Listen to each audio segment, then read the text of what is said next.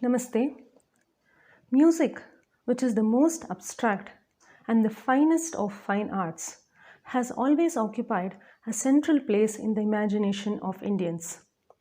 The range of musical phenomenon in India extends from simple melodies commonly encountered among hill tribes to what is one of the most developed systems of music in the world. Music has always been an inevitable part of Indian society from the very early times. No occasion in the life of an Indian, whether big or small, happy or sad, festival or funeral, passes without music. References are too many to quote from the Vedas, Puranas, as well as an inexhaustible range of ancient, medieval, and modern literature extolling the role of music in all walks of life. But beyond that, to an Indian artist, all forms of art are manifestations of beauty. The Supreme Being has throughout been regarded as the personification, creator, and lover of beauty, and therefore the aim of all art forms, and more so music, is to experience Him and thereby attain fulfillment through Ananda or bliss. Lord Krishna's proclamation in the Bhagavad Gita, Vedanam Samavedosmi, and the Vishnu Sahasranama calling him Samagayanaha substantiate this beyond question. This fundamental notion gives rise to the concept of Nada Brahman, which is India's exclusive contribution to the world. God is conceived of as the embodiment of Nada, and through Nadopasana one can attain celestial bliss. It is notable here that ours is the only musical tradition in which all composers are saints, seers, and spiritual masters. Hence, music in India has always been positioned as a spiritual practice having a sacred dimension. It is not just an art that entertains, but also a deep science that refines and purifies the mind.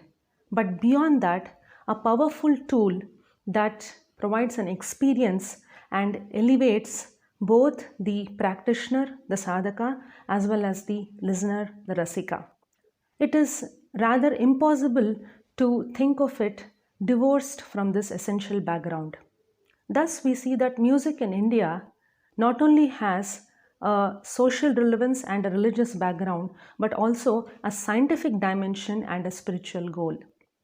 While music is basically considered as a delightful diversion in a world of monotony, it is equally considered as a means of elevation from temporal existence to the domain of ethereal joy through devotion. These two facets give a total picture of its personality, and the two are not independent of each other, with the element of one being invariably present in the other. Now, coming to our own Karnataka Shastriya Sangeeta, or South Indian music, or Carnatic music as it is popularly called, it is the present evolved form of the ancient music system of India. It is not just an art form born in a void, but a complex music culture that is fundamentally integrated with its Vedic Sanatana Dharmic roots and with the Hindu culture and ethos. In fact, no classical art form with a long history anywhere in the world can be viewed as separate from the cultural, historical context in which it is born, grown, and sustained, and Carnatic music is no exception to this. It has always been an inseparable aspect of Hindu civilization right from its origin in the Samaveda through Sharngadeva to its evolution during the Trimurti era and all the way to the current times. Carnatic music has remained unique by its multi-dimensional character, its antiquity, sublimity, spiritual preponderance, ample scope for creativity within the framework of tradition, happy coexistence of classical and popular forms, its therapeutic and educative value have rendered it a completeness and given it an exalted place among the different musical systems of the world. Is it not our responsibility to ensure that the core values of our music are not lost in an attempt to make it more popular? Namaste, Shubhamastu.